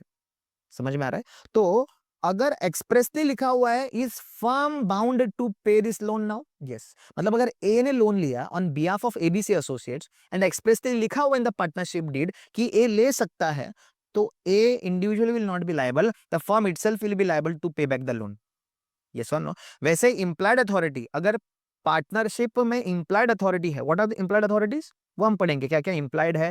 जैसा मान लिया जाएगा कि उसका पावर है, किसका, पार्टनर का, एंड अगर वो सारी चीजें पार्टनर करता है, ठीक है, तो उस केस में पार्टनरशिप फर्म लायबल होगा, पार्टनर लायबल नहीं होगा। बट अगर समझो कुछ चीजें लॉ ने कहा है कि इंप्लाइड अथॉरिटी नहीं है फिर भी पार्टनर करता है, तो उस केस में पार्टनर लायबल होगा, पार्टनरशिप फर्म लायबल नहीं होगा। तो यहां पर वही बताया गया है जो मैंने आपको एक्सप्लेन किया कि what is express, what is implied. कुछ फॉलोइंग कंडीशंस है इंप्लाइड अथॉरिटी होने के लिए, फॉलोइंग कंडीशंस है। जो इंप्लाइड अथॉरिटी है, जो पार्टनर कर रहा है, उसके लिए पार्टनरशिप फर्म लायबल होगा। मतलब देखो, पार्टनर कुछ करेगा उसके लिए कौन लायबल होगा, firm, that is called as binding the firm, ठीक है। अगर उसके इंप्लाइड अथॉरिटी में है तो फर्म बाइंड होगा, अगर इम्प्लॉयड अथॉरिटी में नहीं है तो फर्म बाइंड नहीं होगा, मतलब फर्म उसके लिए आंसरेबल नहीं है, ये पर्टिकुलर पार्टनर ही उसके लिए आंसरेबल है। क्लियर है? अच्छा, अब it is subject to following conditions. कौन से केस में इम्प्लॉयड अथॉरिटी है बोलेंगे? पहला, the act ordinary course of business में होना चाहिए एंड वो स्कोप ऑफ बिजनेस में होना चाहिए जो भी एक्ट पार्टनर कर रहा है वो। Second, in the ordinary course of business, जो कि मैंने कहा, the act must be done in the name of the firm. ये जो भी एक्ट किया जा रहा है, जो इम्प्लॉयड अथॉरिटी के नाम से पार्टनर कर रहा है, वो in the name of the firm होना चाहिए and with an intention to bind the firm. ठीक है, पर्सनल बेनिफिट के लिए होना नहीं चाहिए। इन्होंने लिस्ट दिया है कि इसको हम क्या नहीं बोलेंगे, इम्प्लॉयड अथॉरिटी नहीं बोलेंगे। मतलब ये सारे अगर एक्ट किए ना दोस्तों पार्टनर ने इंडिविजुअली ये सोचकर कि मेरी इम्प्लॉयड अथॉरिटी है, तो firm will not be liable. Yes, partner will be liable. देखो, सबसे पहले submit a dispute relating business, that is arbitration. मतलब क्या होता है कि लेटर से there is a partnership firm, उस पार्टनरशिप फर्म के ऊपर सॉरी फर्म ने केस किया है ऑफ 2 करोड़। अब ये 2 करोड़ रुपए फर्म को मिल सकता है। ठीक है, कंपनी में इन्होंने केस किया। अब इस फर्म से एक पार्टनर उठकर ये बोलता है कि एक काम करते हैं, हम आर्बिट्रेशन में जाते हैं। हम आर्बिट्रेशन का मतलब क्या? आर्बिट्रेशन का मतलब ये कोर्ट कचहरी वाला केस नहीं होगा। क्या होगा? यहाँ पर फ्रेंडली मीन से अपना समझौता होगा। ठीक है, अगर कोर्ट ने ऑर्डर किया 2 करोड़ का, तो इस कंपनी को क्या करना पड़ेगा? 2 करोड़ देना पड़ेगा दोस्तों, क्योंकि कोर्ट ने ऑर्डर दे दिया। ठीक है, that is called as filing a suit, filing an taking legal action, filing suit against the company. But arbitration एक कॉर्डियल मींस होता है, जहां पर एक मीडिएटर आता है, एक आर्बिट्रेटर आता है, वो आके आपस में क्या करता है? मांडवली करता है दोस्तों, एकदम लोकल लैंग्वेज में बता रहा हूँ, मांडवली करता है। तो उस केस में आर्बिट्रेशन बोलते हैं। तो आर्बिट्रेशन करना नहीं है जब तक आप सारे पार्टनर्स का कंसेंट ना लो। सेकंड, ये जो पर्टिकुलर एक पार्टनर है वो अपने नाम से बैंक अकाउंट ओपन नहीं कर सकता on behalf of the firm. ठीक है, सारे पार्टनर्स का कंसेंट ले लो, या फिर पार्टनर्स का एक करंट अकाउंट आपको बनाना पड़ेगा। सेकंड, सॉरी थर्ड, कोई भी सूट को कॉम्प्रोमाइज नहीं करना। कॉम्प्रोमाइज नहीं मतलब समझो यहाँ पर 2 करोड़ रुपीज हमको मिलने वाला था, आप क्या बोलते हैं? चलो 2 करोड़ मत दो, 1 करोड़ दे दो। किसको बोलता है? कंपनी को। ये कौन बोल रहा है? सिर्फ इंडिविजुअल पार्टनर नहीं कर सकता, उसकी इंप्लॉयड अथॉरिटी के अंदर नहीं है।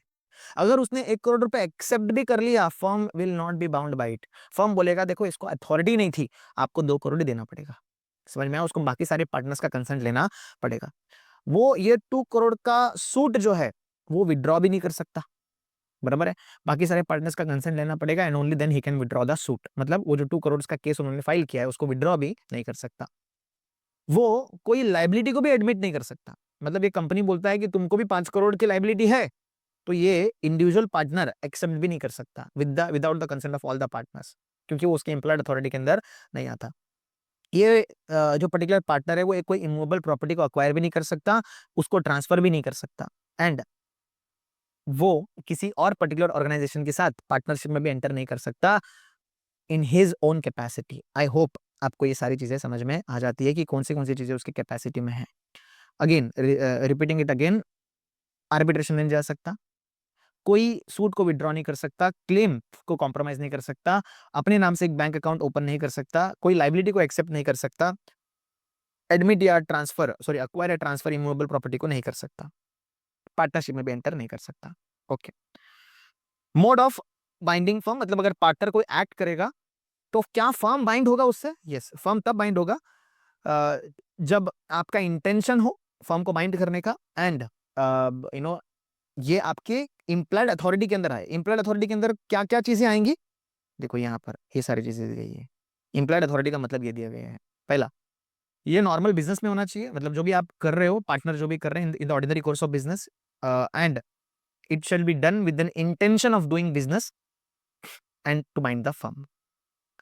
एंड पार्टनर क्या क्या चीजें एज एम्प्लॉयड अथॉरिटी कर सकता है? पहले, कोई भी पार्टनरशिप के प्रॉपर्टी को सेल कर सकता है। इसके पहले आपने देखा कि इमूवेबल प्रॉपर्टी को सेल नहीं कर सकता।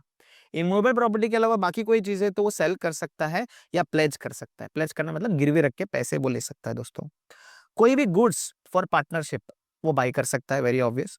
बोरो, पैसे लोन ले सकता है दोस्तों, इवन इफ एक्सप्रेसली लिखा नहीं, वो बोरोइंग कर सकता है। लाइबिलिटीज को पे ऑफ कर सकता है। ठीक है ना, लाइबिलिटी को एक्सेप्ट नहीं कर सकता, जो कि यहाँ पर बताया गया है कि सामने वाला अगर बोल रहा है कि लायबल हो तो he can not accept individually, it is not is implied authority, just because if he accepts it the firm is not liable. I hope you get it. Negotiable instrument जैसे bill of exchange, promissory note या cheque को वो क्या कर सकता है? Handle कर सकता है। नाउ एक्सटेंशन या रिस्ट्रिक्शन ऑफ इम्प्लाइड अथॉरिटी मतलब क्या है इसका? एक्सटेंशन मतलब क्या, late us say for example अगर बोरोइंग पावर तो समझो इम्प्लाइड अथॉरिटी है, ये इम्प्लाइड पावर है कि वो क्या कर सकता है, लोन ले सकता है दोस्तों, ठीक है।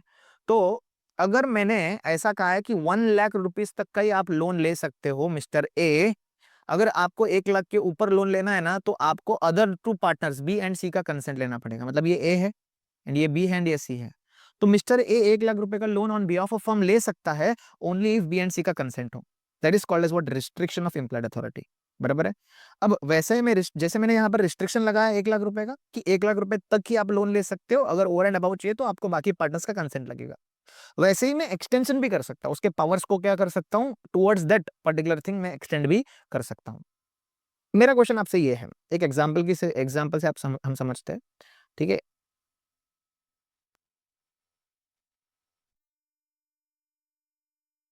लेट अस से मिस्टर ए एक पार्टनर है, ठीक है।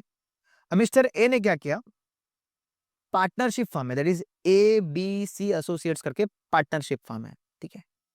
अब ए ने बोरो किया है $1000, ये आपके बुक का ही कॉन्सेप्ट के जस्ट नीचे एग्जाम्पल है, वही आईसीए मॉड्यूल का ही है।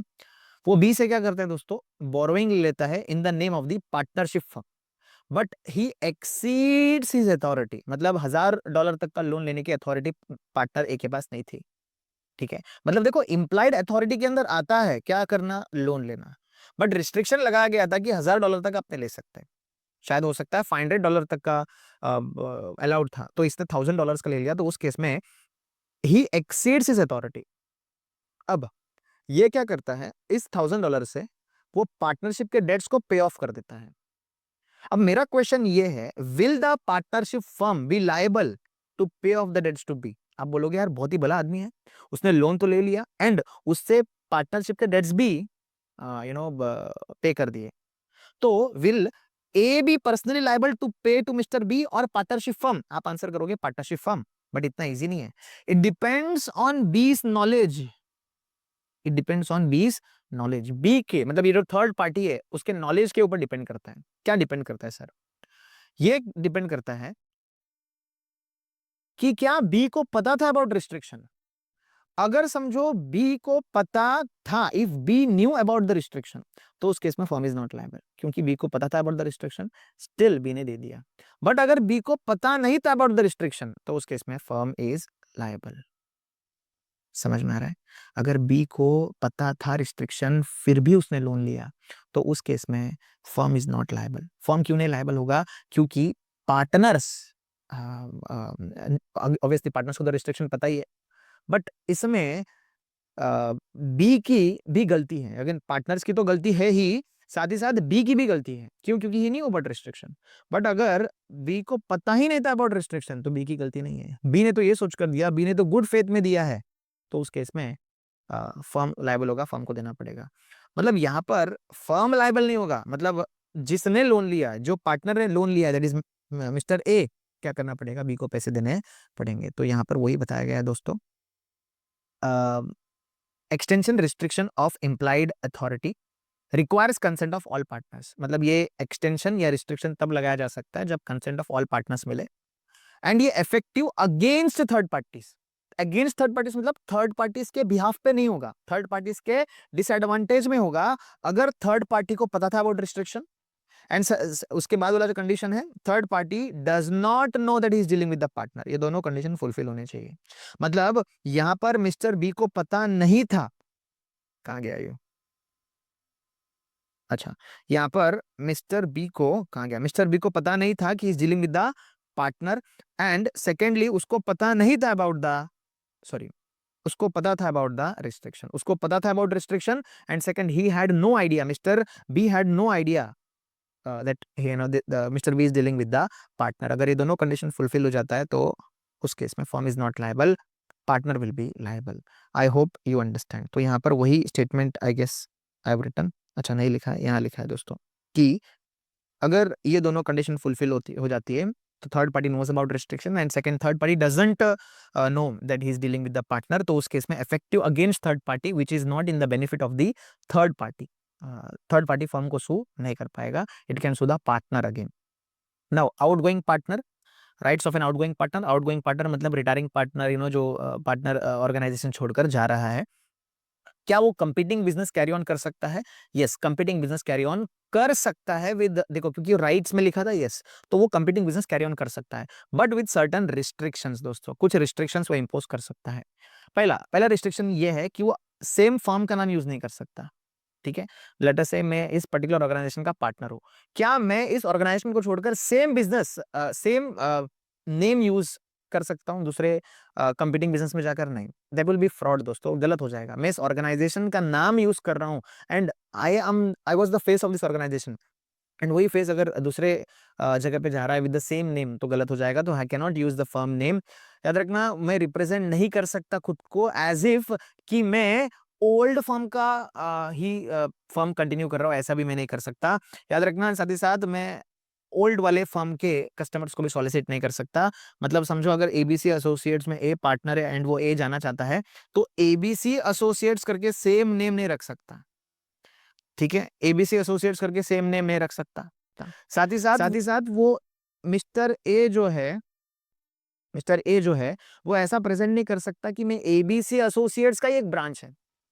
एंड साथ ही साथ एबीसी एसोसिएट्स के जो पहले से कस्टमर है उनको सॉलिसिट नहीं कर सकता। सॉलिसिट नहीं कर सकता मतलब मिस्टर ए इन सभी कस्टमर्स को कॉल करके नहीं बुला सकता कि आ जाओ यही फर्म है, यहीं पर आ जाओ, वो ओल्ड वाला फर्म बकवास है, ये वाला फर्म पे आ जाओ, ऐसे सॉलिसिट नहीं कर सकता। ऐसा है, आप उनको बना नहीं सकते दोस्तों। ठीक है, सो ही मे नॉट रिप्रेजेंट कि ये एबीसी एसोसिएट्स यही एबीसी एसोसिएट्स है, ना ही वो नेम से यूज कर सकते हैं, ना ही कस्टमर्स को यहाँ पर बुला सकते हैं। याद रखना, above restriction are subject to contract in the contrary, मतलब अगर कॉन्ट्रैक्ट में कुछ और लिखा है दोस्तों कि आप कस्टमर्स को कॉन्टैक्ट कर सकते हो, नेम यूज कर सकते हो, तो फिर जैसा कॉन्ट्रैक्ट में लिखा गया है वैसे ही। However, firm may enter into an agreement that retiring partner not to carry on competing business, then he is not entitled to carry competing business. याद रखना, जैसे यहाँ कहा है कि competing business में आप एंटर कर सकते हो, वैसे अगर कोई रिटायरिंग पार्टनर के साथ अगर आपने कहा कि आप competing business में एंटर नहीं कर सकते, तो उस केस में वो रिस्ट्रेंट ऑफ ट्रेड के अंदर आ जाएगा इंडियन कॉन्ट्रैक्ट एक्ट के तहत। एंड अगर आपने रीजनेबल रिस्ट्रिक्शन इंपोज किया है कि आप इस पर्टिकुलर स्टेट में ये नहीं कर सकते, ठीक है, टीचिंग नहीं कर सकते, मैं इस ऑर्गेनाइजेशन का पार्टनर हूं, तो हो सकता है कि मेरे और इस ऑर्गेनाइजेशन के बीच में ऐसा कॉन्ट्रैक्ट रहे, ठीक है, कि सर आप इस पर्टिकुलर स्टेट में कोई भी क्लास में क्या नहीं कर सकते, पढ़ा नहीं सकते, तो that is a reasonable restriction. ये इंडियन कॉन्ट्रैक्ट एक्ट में हमने और डिटेल में पढ़ा है दोस्तों, रिस्ट्रेंट ऑफ ट्रेड।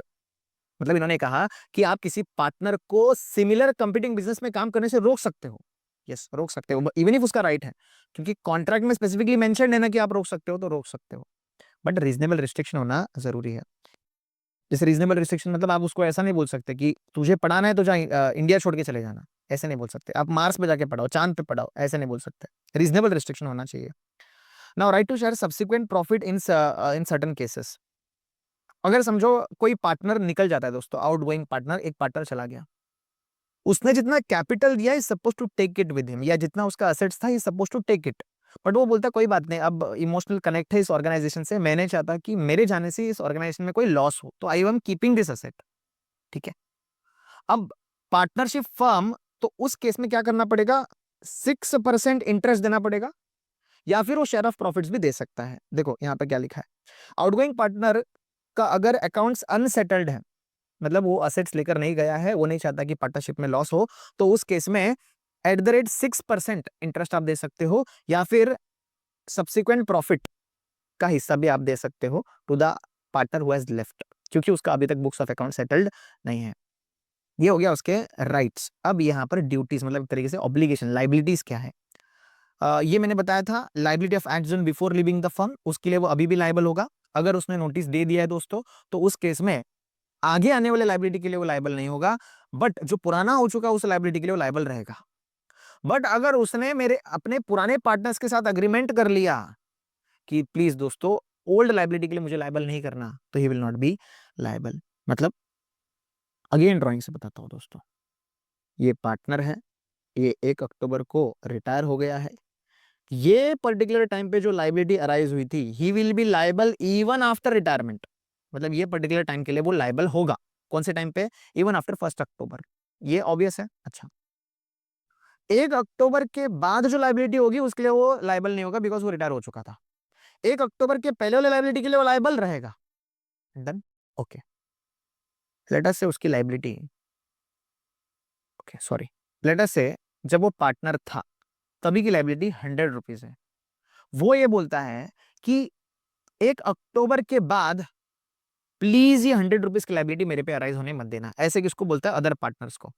ठीक है, ए, बी और सी। सी छोड़कर जा रहा है दोस्तों, तो सी ए और बी को ये बोलता है कि ये जो 100 रुपीज की लाइबिलिटी आगे आ सकती है मेरे पे, प्लीज आपस में आप दोनों देख लो। तो ए भी बोलता है ठीक है कोई बात नहीं, आप रिटायर हो जाओ, आराम से मस्त मजे करो, हम देख लेंगे आपकी पुरानी लाइबिलिटी। तो उस केस में भी उनके ऊपर, सी के ऊपर कोई लाइबिलिटी नहीं आएगी। यहाँ पर वही इन्होंने बताया हुआ है। ठीक है, देखो यहाँ पर वही लिखा है कि अगर अग्रीमेंट बनाया है तो उस केस में प्रीवियस लाइबिलिटी के लिए भी वो लाइबल नहीं होगा। Okay, liability for acts done after living the firm. Again अगर उसने कोई ऐसा एक्ट किया है आफ्टर लिविंग द फर्म, तो फर्म उस केस में लाइबल नहीं होगी। बट अगर उसने नोटिस नहीं दिया तो उस केस में फर्म विल बी लाइबल। दोस्तों याद रखना, in case of retirement a public notice is essential to this effect. सभी को बताना जरूरी है कि वो मैं निकल चुका हूँ ऑर्गेनाइजेशन से। अगर अगर आपने पब्लिक नोटिस नहीं दिया तो थर्ड पार्टी को लगेगा आप अभी भी पार्टनर हो and you will be liable. Okay, public notice is not essential in case of sleeping partner या डिकीज पार्टनर। ये मैंने यूनिट 1 में बताया दोस्तों, स्लीपिंग पार्टनर को नोटिस देने की जरूरत नहीं है, बिकॉज थर्ड पार्टी को पता ही नहीं है कि वो पार्टनर है। एंड मरा हुआ व्यक्ति क्या नोटिस देगा दोस्तों? उसको पता है वो मरने वाला है? नहीं ना दोस्तों। Okay, now transfer, partner transfer is interest in firm and right of such transfer. अच्छा सॉरी, एक क्वेश्चन है, कि क्वेश्चन को ध्यान से पढ़ो। ओके, क्या लिखा है देखो, क्या पार्टनर ट्रांसफर कर सकता है is interest in the firm, and उस ट्रांसफरी का क्या राइट होगा? सबसे पहले ट्रांसफरर एंड ट्रांसफरी का मतलब समझ लेते हैं। ठीक है, मैंने ये थर्ड टाइम बना रहा हूँ दोस्तों, 1/3 1/3 और 1/3, 1/3। ए बी सी एसोसिएट्स। ए क्या चाहता है दोस्तों? अपना शेयर सेल करना चाहता है डी को। तो अब मुझे बताना, ये डी को अगर 1/3 ट्रांसफर करे तो बाकी बी और बाकी सी का क्या करना पड़ेगा? कंसेंट भी लेना पड़ेगा, यूनानिमस कंसेंट लेना पड़ेगा, तो जाके वो डी को क्या कर सकता है? ट्रांसफर कर सकता है। तो यहां पर इन्होंने ये पूछा है क्वेश्चन, अगर ए सेल कर देता है डी को अपना share without consent of B and C, तो ये जो डी है, डी जो है ये ट्रांसफरी जो है, ये जो डी जो ट्रांसफरी है उसके राइट्स क्या होंगे, एंड ए ट्रांसफरर उसका पोजीशन क्या होगा? जो ट्रांसफर करता है वो ट्रांसफरर, एंड जी डी जो जिसको ट्रांसफर किया गया that is transferee. So during the continuance of partnership such transfer is entitled to share. अभी किसकी बात हो रही है? ट्रांसफरी मतलब ये, ठीक है समझ जाए, डी कौन है? ट्रांसफरी। तो ये जो ट्रांसफरी है ना, he is entitled to share in the profit of the transferring partner. जितना हिस्सा ए का प्रॉफिट का बनता था उतना डी का बनेगा, but he is bound to accept the profit as agreed by the partners. He can not challenge the accounts. Challenge the accounts मतलब ट्रांसफरी जाके डी जाकर बी और सी को नहीं पूछ सकता इतना कम पैसा क्यों आया। ठीक है, क्योंकि बी और सी का कंसेंट लिया नहीं था। देखो क्या लिखा है यहाँ पर, not done without the consent of all the partners. Transfer of interest when not done without the consent of all the partners, तो उस केस में डी आकर बी और सी को नहीं बोल सकता मुझे इतना कम पैसा क्यों दिया। उसके बाद मतलब वो चैलेंज नहीं कर सकता, कोर्ट में नहीं जा सकता उस मुद्दे को लेकर, क्योंकि बी और सी का कंसेंट नहीं था। अगर बी और सी का कंसेंट होता तो he would have been considered as equal as A only. ठीक है, अब बी और C is answerable, they are answerable to A and not to D. So a transferee of a partner share is not entitled to interfere in the conduct of the business. D का सिर्फ काम कितना है? Profit आया, profit लेके भाग जाओ। He cannot interfere in the business. वो अकाउंट्स, बुक्स ऑफ अकाउंट्स नहीं मांग सकता, एंड ना ही वो अपना प्रॉफिट का ब्रेकअप या वो चैलेंज उस चीज को नहीं कर सकता। Okay okay, on dissolution of the firm. Dissolution का मतलब क्या? फर्म के असेट्स सेल कर रहे हैं दोस्तों, एंड लाइबिलिटी को पे ऑफ कर रहे हैं, डिसॉल्व हो रहा है, फर्म बंद हो रहा है अब। ठीक है, लिक्विडेशन खत्म हो चुका, अब फर्म डिसॉल्व होने वाला है। तो याद रखना, ऑन डिसोल्यूशन ऑफ फर्म और on retirement of transferring partner. देखो पहले तो ना मैं एक कॉन्सेप्ट, एक स्मॉल कॉन्सेप्ट का मीनिंग बता देता हूं ताकि आपको और अच्छे से समझ में आ जाए। कहाँ गया? हाँ, देखो अगर समझो 3 पार्टनर्स हैं, ए बी सी, इसका मतलब यूनिट 3 में और अच्छे से समझेगा। अगर ए पार्टनर चला गया तो that is dissolution of partnership, बराबर है। अभी भी सॉरी, डिसोल्यूशन ऑफ पार्टनरशिप, थोड़ा स्पेलिंग में मिस्टेक हो गया था यस, ओके।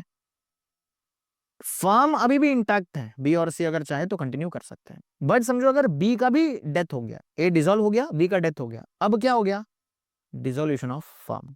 दोनों का मतलब समझा तुमको, जहां पार्टनर निकलता है that is called as dissolution of partnership, but जहां फर्म ही एग्जिस्ट नहीं करता that is called as dissolution of firm, ठीक है।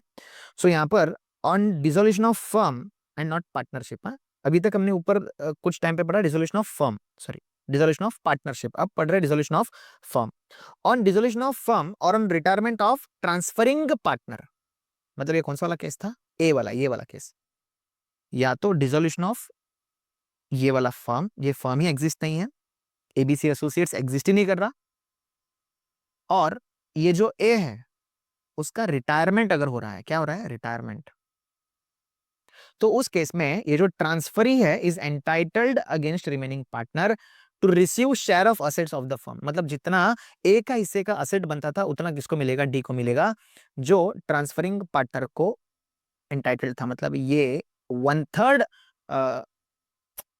ए का राइट कितना था दोस्तों, 1/3 ऑफ द असेट्स, तो उतना ही असेट्स किसको मिलेगा, डी को मिलेगा, because who is the transferee, okay. For the purpose of asserting share on the account from the date of dissolution, मतलब डिसोल्यूशन का डेट हम देखेंगे कि डी के पास कितना हिस्सा है, दैट इज 1/3, जो किसका हिस्सा था, ए का हिस्सा था, तो जितना ए का हिस्सा बनता है उतना डी को मिल जाएगा।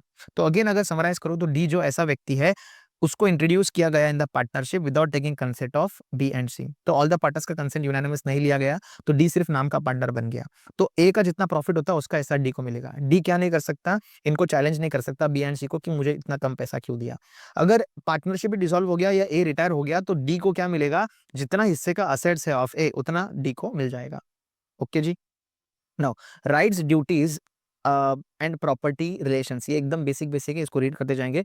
प्रॉपर्टी ऑफ द फर्म क्या क्या होता है, पार्टनरशिप का प्रॉपर्टी इंक्लूड क्या करता है दोस्तों, कॉमन स्टॉक, ठीक है। कॉमन स्टॉक मतलब क्या, जो भी गुड्स है, मटेरियल्स है, रॉ मटेरियल्स है, एंड प्रोडक्ट्स है, दीज आर कॉमन स्टॉक। जो भी फर्म के पर्पस के लिए अक्वायर किया गया प्रॉपर्टी, जैसे एसी हो गया, फ्रिज हो गया and so on. Goodwill, goodwill मतलब क्या, reputation of the business, goodwill को भी हम क्या मानेंगे, asset of the property of the organization, asset of the organization. Property determination depend करता है रियल इंटेंशन या agreement between the partners. Goodwill मतलब क्या होता है, the value of the business reputation regarding expected future profit, part of firm property can be sold separately with other property. Partners may agree not to compete after sale if restrictions are reasonable.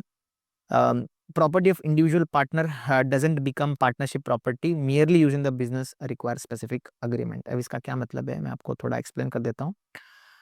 Goodwill को value करने के लिए various तरीके दिए गए हैं दोस्तों, तो यहाँ पर ये बताया इन्होंने, late us say for example CA संदेश सर का, ठीक है, समझो ब्रांड है दोस्तों, क्या है, ब्रांड। चलो मेरा एग्जांपल नहीं लेते, नाइकी का एग्जांपल लेते हैं। आप मुझे बताओ नाइकी और नाइन, ठीक है, सेल्स ज्यादा किसका होगा दोस्तों, सेल्स ज्यादा नाइकी का होगा और सेल्स कम नाइन का होगा। लेट अस से नाइकी 1000 रुपीज के शू सेल करता है तो नाइन हो सकता है 100 रुपीज के शू सेल करेगा, क्यों, क्योंकि nine is not a brand. तो क्या मैं नाइकी की ब्रांड वैल्यू 900 रुपीज बोल सकता हूँ दोस्तों, यस। कैसे, मैं सेम जूते का 1000 रुपीज ले सकता हूं because of the goodwill, because of the brand. So that is what value of the business reputation regarding expected future profits, जो आगे आने वाले भविष्य में प्रॉफिट जो है due to the reputation of the business, that is called as what, goodwill. तो Nike sales में 1000 रुपीज चार्ज करता है, वही प्रोडक्ट नाइन जो है 100 रुपीज चार्ज करता है, 900 रुपीज का गेन है because of the goodwill, okay. ये एक तरीके से part of the firm property, goodwill को आप सेपरेटली सेल भी कर सकते हो, ठीक है। याद रखना सेल्फ जनरेटेड गुडविल एक कॉन्सेप्ट आएगा आपको इंटरमीडिएट में, आपको तब और अच्छे से समझ में आएगा what do mean by goodwill can be sold separately, okay. Partners में agree not to compete after sale if restrictions are reasonable, ये हमने नॉन कम्पीट में पढ़ लिया कि पार्टनर्स कम्पीट नहीं कर सकते अगर प्रॉपर अग्रीमेंट में ऐसा लिखा हुआ है तो। अगर समझो इंडिविजुअल पार्टनर का कोई पर्सनल प्रॉपर्टी है तो पार्टनरशिप का प्रॉपर्टी नहीं बन जाता अनलेस कोई स्पेसिफिक अग्रीमेंट उसके बारे में ना बनाया गया हो। तो इन्होंने सिंपली यही कहा कि what is the property of the partnership, सारी चीजें जो पार्टनरशिप में होती है वो पार्टनरशिप की प्रॉपर्टी है।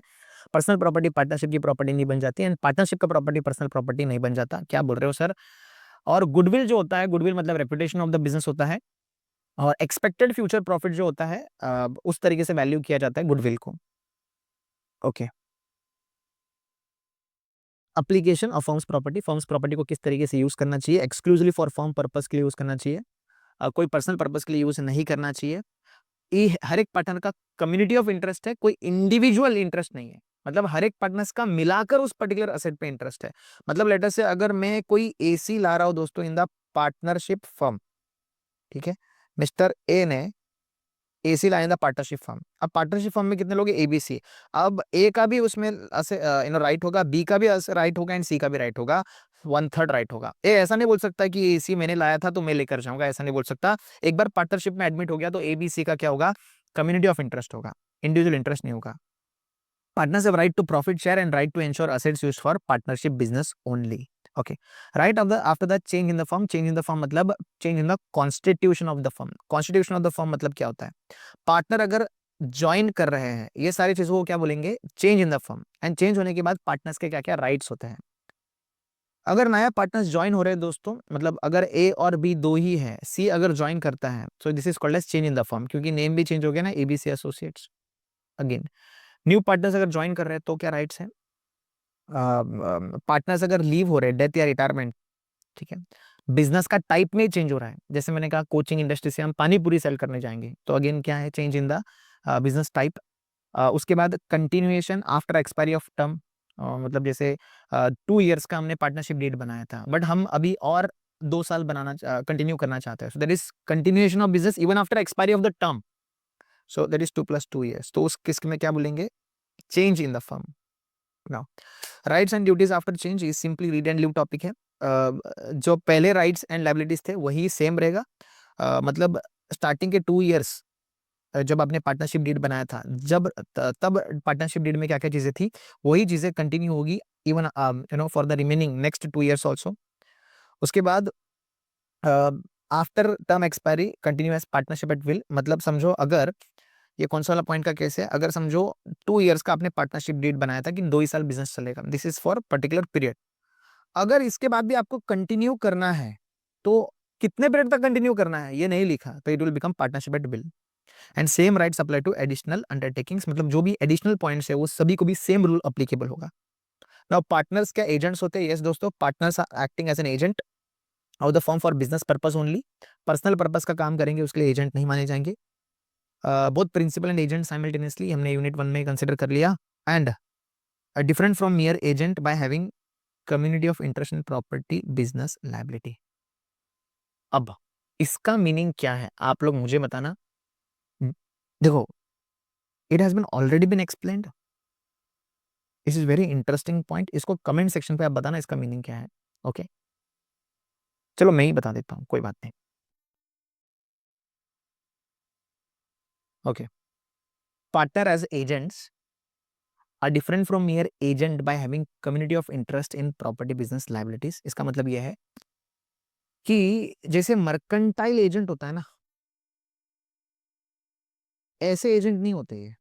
ठीक है, मर्केंटाइल एजेंट मतलब क्या? जैसा प्रिंसिपल बोलेगा वैसा ये एजेंट काम करेगा। जैसे बागा वैसा काम करेगा जैसा जेठालाल उनको बोलेगा। बागा एंड जेठालाल और तारक मेहता का उल्टा चश्मा की बात कर रहा हूँ। ठीक है, अब यहाँ पर जैसे जेठालाल कहेगा वैसे बागा को करना पड़ेगा। ऐसा नो, तो जैसा जेठा बोलेगा वैसे बागा को करना पड़ेगा। दैट इज बागा is a mercantile agent, right. बागा के पास कोई राइट नहीं है over the asset of Jethalal. Asset TV हो या फ्रिज हो, जो भी है वो सिर्फ जेठालाल की प्रॉपर्टी है and not Bagha's property. But जब मैं यहां पर एजेंसी की बात करूं in partnership firm, firm is a principal, partners are agents.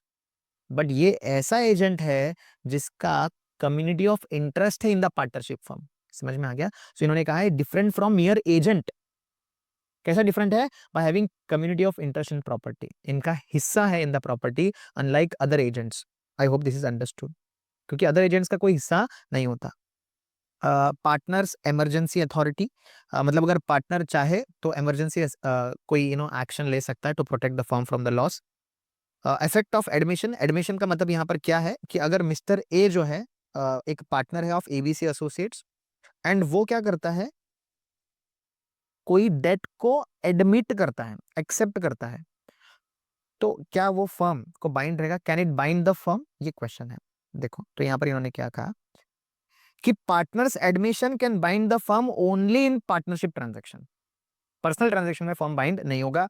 Not binding if authority is limited and other partner knows about the restriction, ये हमने ऊपर ही डिस्कस किया कि अगर इम्प्लॉयड अथॉरिटी के अंदर आता है, ठीक है, एंड सामने वाले को पता है कि इम्प्लॉयड अथॉरिटी के अंदर आता है, सॉरी मैं क्या बोल रहा हूँ, अगर समझो इम्प्लॉयड अथॉरिटी के अंदर आता है बट सर्टन रिस्ट्रिक्शंस इंपोज है, जैसे ऊपर वाला एग्जांपल था कि 1000 रुपीज तक वो ले ही नहीं सकता, it is beyond his limit, yes और नो, तो उस केस में बी जो सामने वाला व्यक्ति है जो लोन दे रहा है, उसको पता है कि इसके ऊपर रिस्ट्रिक्शन है, फिर भी वो लोन दे रहा है, तो उस केस में firm is not liable, firm is not bound.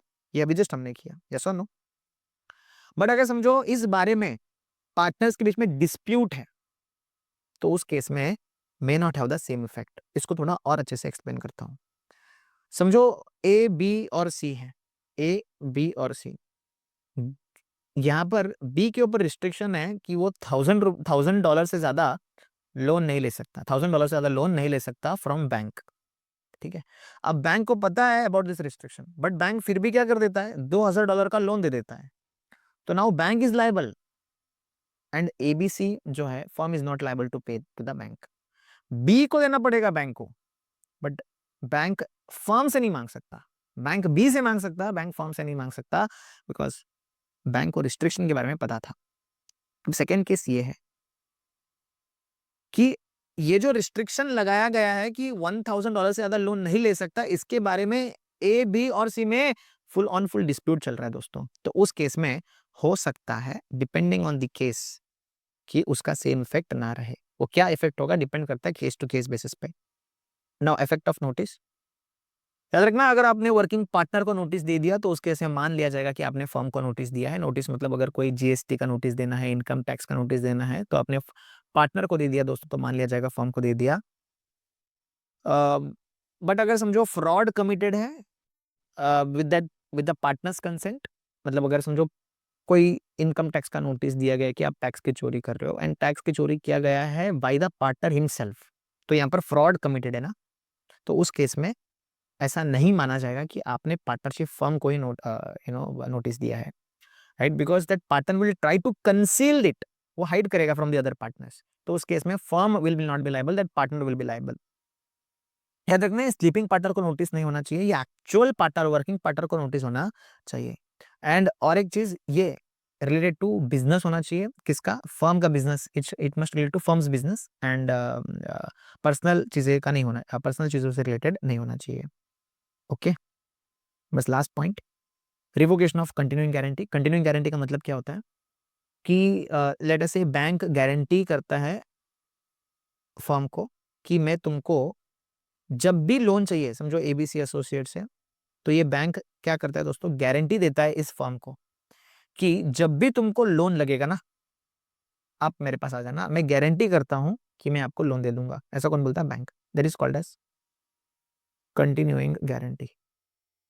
Continuing guarantee का और एक मतलब भी बनता है दोस्तों, मतलब ये है कि समझो ए है, उसको लोन चाहिए, ठीक है, वो बैंक में जाता है, बैंक बोलता है तेरे को मैं यू नो लोन नहीं दूंगा, तो एबीसी एसोसिएट्स क्या करता है, बैंक को गारंटी देता है कि आप इनको लोन दे दो, मैं तुमको क्या दे दूंगा, गारंटी, ठीक है। तो एबीसी एसोसिएट्स ने बैंक के साथ ऐसा एग्रीमेंट एंटर कर लिया है कि आप ए को जब भी लोन दोगे मैं आपको क्या दूंगा, guarantee. So that is called as what, continuing guarantee, बराबर है। बट ये रिवोक हो जाएगा, रिवोक हो जाएगा मतलब ये जो गारंटी दिया गया था, ये वाला जो कंटिन्यूइंग गारंटी दिया गया था, ये बैंक और एबीसी के बीच में रिवोकेशन हो जाएगा। रिवोकेशन मतलब कैंसल हो जाएगा ये कंटिन्यूइंग गारंटी, अगर कहाँ गया, there is a change in the firm constitution. आपने 12th में भी पढ़ा है दोस्तों, what is change in firm constitution. एक नया पार्टनर अंदर आ जाता है, एक पार्टनर बाहर जाता है, डेथ हो जाता है, मतलब पार्टनर बाहर चला गया, change in the business nature हो गया, ये सभी केस में क्या हो जाता है, change in the business constitution हो जाता है। तो मियर change in the profit sharing ratio, profit sharing का चेंज होना is not a change in business constitution, याद रखना। मतलब अगर समझो एबीसी एसोसिएट्स में प्रॉफिट शेयरिंग रेशियो चेंज हो गया, तो क्या ये बैंक और एबीसी के बीच में जो गारंटी थी वो कैंसिल हो गई? नहीं। बट समझो अगर ये जो बी पार्टनर है यही चला गया, तो उस केस में चेंज इन कॉन्स्टिट्यूशन माना जाएगा दोस्तों। एंड अगर बी पार्टनर ही नहीं है तो ये एसी एसोसिएट्स हो गया, तो बैंक बोलता है there is change in constitution, मेरे और आपके बीच में गारंटी नहीं रहेगी, कैंसिल हो गई। बट अगर बैंक और एबीसी के बीच में ऐसा अग्रीमेंट था कि even if there is change in constitution, आप इस कंटिन्यूइंग गारंटी को रिवोक नहीं कर सकते, कैंसिल नहीं कर सकते, तो उस केस में कैंसिल नहीं होगा।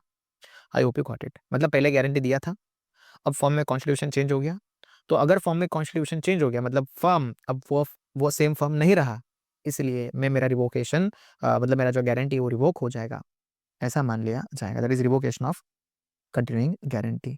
सो ये अपने एग्जांपल, अर्लियर एग्जांपल के हिसाब से will be revoked if firm constitution changes. Is it understood?